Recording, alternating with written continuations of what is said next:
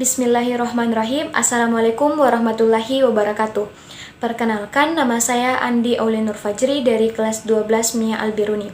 Di video kali ini, saya akan menjelaskan salah satu contoh kasus pelanggaran hak dan kewajiban warga negara, yaitu kasus penganiayaan TKI di Malaysia. Peristiwa ini telah ada mulai pada tahun 2002 hingga sekarang. Nah, salah satu contoh kasusnya yaitu yang terjadi pada TKI atas nama Adelina Lisau. Adelina Lisau merupakan tenaga kerja Indonesia atau TKI asal Nusa Tenggara Timur, NTT. Beliau meninggal di Rumah Sakit Bukit Mertaja, Malaysia, Minggu 11 Februari 2018. Sehari sebelum meninggal, Sabtu 10 Februari 2018, petugas penyelamat menemukan Adelina berada di luar rumah majikannya di Penang.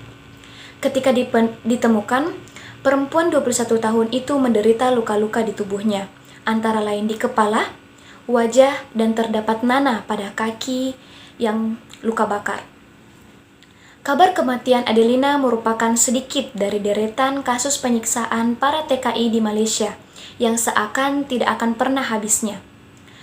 Harian The Network Times melansirkan, pada tahun 2009, Indonesia pernah memutuskan untuk menghentikan pengiriman tenaga kerja, terutama perempuan ke Malaysia. Moratorium tersebut diberikan setelah muncul berbagai kasus penyiksaan yang diterima TKI yang bekerja sebagai pekerja rumah tangga atau PRT. Hal itu antara lain kasus Nirma Labonat yang disiksa majikannya, seorang perempuan bernama Yim Pek Ha di tahun 2003. Moratorium dicabut pada tahun 2011 setelah kedua negara menyetujui nota kesepahaman perlindungan bagi TKI, ungkap New York Times dalam laporannya. Namun setelah moratorium dicabut, laporan tentang penyiksaan pekerja Indonesia di Malaysia nyatanya tidak pernah surut. Lalu muncul kasus Siti Romlah, TKI asal Jember, Jawa Timur, yang memutuskan pulang ke negara Indonesia dengan kondisi tubuh yang lemah dan penuh luka. TKI yang tewas di Malaysia tak pernah lapor ke KJRI selama 5 tahun di sana. Siti mengaku sering menerima perlakuan kasar, seperti disiram air panas atau dipukuli dengan benda-benda yang ada di rumah majikannya. Yah, dipukulilah kalau kurang benar kerjanya, ujar Siti pada saat itu, tanggal 7 November 2017. Kemudian pada tanggal 21 Desember 2016, seorang TKI bernama Suyanti ditemukan pingsan dekat selokan jalan PJU 3/10 Mutiara Damansara. Pekerja asal Sumatera Utara itu menderita luka di sekujur tubuh, serta kedua matanya lebam. Ketika siuman, Suyanti bercerita penyiksaan dari majikannya dimulai setelah dia bekerja selama 1 pekan. Puncaknya, di 21 Desember, Suyanti memutuskan kabur setelah sang majikan mengancam menggunakan pisau besar. Sebelum kasus Adelina mencuat, seorang TKI bernama Sitiah juga dilaporkan disiksa oleh majikannya Januari lalu. Perempuan asal Banyuwangi, Jawa Timur itu juga mengalami nasib malang dengan terlantar di Batam, Kepulauan Riau. Tegas tetapi belum cukup. Pemerintah Malaysia bukannya tidak tegas dalam menjatuhkan hukuman kepada warganya yang terbukti menyiksa PRT asal Indonesia. Pada Maret 2014, Pengadilan Tinggi Malaysia menjatuhkan vonis mati dengan cara digantung kepada pasangan yang terbukti membunuh TKI bernama Isti Komaria. Fong Kong Meng dan Teo Ching Yen dinyatakan bersalah membunuh Isti pada tahun 2011 dengan membiarkannya kelaparan dan tidak memberikan obat-obatan. Namun setelah seperti dilontarkan Direktur Advokasi Organisasi Perlindungan HAM dan Pekerja Tenaga Nita, Glorendas, Malaysia harus membuat hukum yang benar-benar menjamin para pekerja migran di negaranya. Jika merujuk kepada hukum tenaga kerja Malaysia, para pekerja seperti Adelina diklarifikasikan sebagai pelayan domestik. Akibatnya, secara tidak langsung bakal menciptakan konstruksi pemikiran hubungan majikan pelayan di kalangan pemberi pekerja.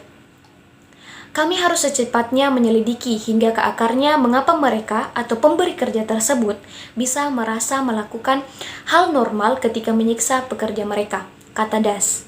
Jika tidak, tambah Das, ribuan migran lainnya yang bekerja sebagai PRT baik dari Indonesia, Filipina, dan Myanmar terancam mengalami hal serupa. Kemudian, kematian satu pekerja domestik sudah terlalu banyak. Penyebaran kekerasan harus dihentikan, ujar Das kembali. Nah, dari penyebab dari penyiksaan TKI di Malaysia ini adalah kurangnya rasa kemanusiaan seorang majikan atau pemberi pekerja. Kemudian adanya pemikiran majikan dan pelayan yang sangat-sangat meresahkan untuk para TKI.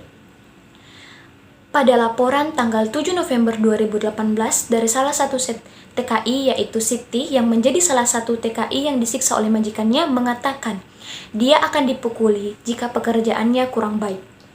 Kemudian ada hak-hak yang dilanggar, yaitu yang pertama pada Undang-Undang Nomor 39 Tahun 2004 tentang perlindungan TKI yang menyatakan bahwa segala upaya untuk melindungi kepentingan calon tenaga kerja Indonesia dalam mewujudkan terjaminnya pemenuhan hak-haknya sesuai dengan peraturan perundang-undangan, baik sebelum, selama, maupun sesudah bekerja. Dengan demikian, seluruh TKI yang bekerja di luar negeri mendapatkan perlindungan hukum dari pemerintah karena telah termuat dalam Undang-Undang Nomor 39 Tahun 2004. Pasal 28 ayat 4 Undang-Undang 1945 menegaskan bahwa perlindungan, pemajuan, penegakan, dan pemenuhan HAM atau hak asasi manusia adalah tanggung jawab negara terutama pemerintah. Hak asasi manusia diatur pada pasal 27 sampai pasal 34 Undang-Undang 1945.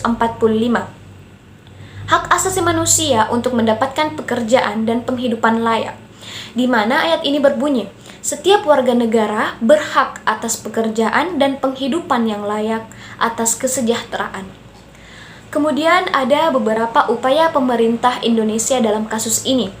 Pemerintah Indonesia dalam proses penegakan hak asasi manusia ini telah melakukan langkah-langkah strategis, di antaranya yaitu pembentukan Komisi Nasional Hak Asasi Manusia atau Komnas HAM yang dibentuk pada tanggal 7 Juni 1993 melalui Kepres nomor 50 tahun 1993. Keberadaan Komnas HAM selanjutnya diatur dalam Undang-Undang RI nomor 39 tahun 1999 tentang hak asasi manusia pasal 75 sampai dengan pasal 99. Komnas HAM merupakan lembaga negara mandiri setingkat lembaga-lembaga negara lainnya yang berfungsi sebagai lembaga pengkajian, penelitian, penyuluhan, pemantauan, dan mediasi hak asasi manusia.